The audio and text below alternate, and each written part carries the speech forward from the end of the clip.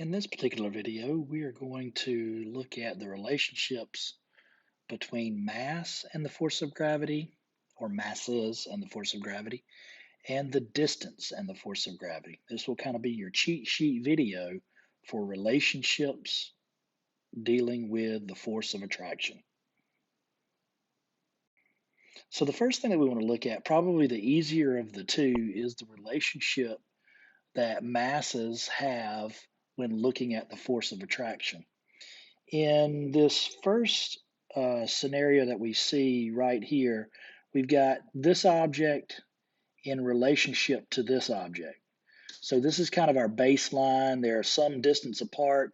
I tried to keep the distance somewhat consistent all the way. I just kind of eyeballed it, but let's imagine that each one of these objects, this object to this one, is the same distance from this object to this one, is the same distance from this object to this one.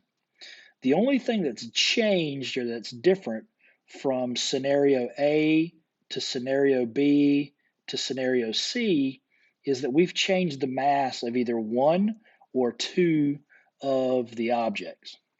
So in scenario B, how would you say scenario B compares to scenario A?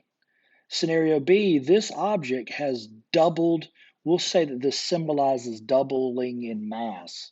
So if it doubles in mass, based on mass being directly proportional to the force of gravity, doubling in mass of one of the objects means that you're going to have a double force of attraction. In scenario C, down here, where we have both objects have doubled in size, doubled in mass, not size, we're not talking about volume. Doubling in mass for both objects means that you will be quadrupling the force of attraction.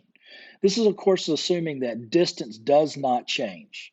So mass is directly proportional. If one of the masses doubles, the force of attraction doubles. If both of the masses double, the force of attraction quadruples mass. So then the harder one to explain, because we're dealing with the inverse square law, which you've seen in other videos, is if we say, okay, this is scenario A, this is scenario B, this is scenario C, all circles are the same, so we're saying we're not changing mass, we're only looking at distance. So in the difference from scenario A to scenario B is that we'll say that scenario B doubles in length. It doubles in length. So at the very least, what we could say is if it gets further away, the attraction absolutely weakens. But we can say if there's a number attached to it, we can be a little bit more specific. If it doubles in distance, the force of attraction goes down by 1/4 of what it was. So scenario B would be 1/4 the attraction that scenario A would be, okay?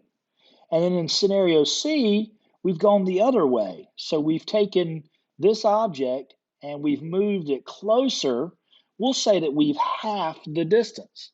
Well, when you half the distance, you know the force of attraction is going to go up. And because of the inverse square, because that r is squared on the bottom, it does go up. It goes up 4 times. So when we half the distance, we get 4 times the attraction. When we double the distance, we get 1/4 the attraction. This would hold true if you tripled the distance, you would get 1/9. If you quadrupled the distance, you would get 1/16, and so on and so on. So hopefully this video will serve as a cheat sheet for you for understanding the relationship between mass and distance.